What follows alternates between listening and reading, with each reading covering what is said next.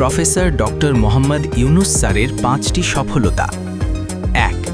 Professor doctor Mohammad Yunus স্যারের প্রথম সফলতা, গ্রামের ও শহরের সাধারণ মানুষ 3 বেলা নুন ভাত খেতে পারছে না। 2.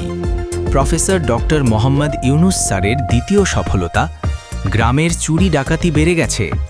মানুষ ঘরের বাইরে আজ টয়লেটের বোদনাটা পর্যন্ত রাখতে পারছে না চুরের ভয়ে। 3.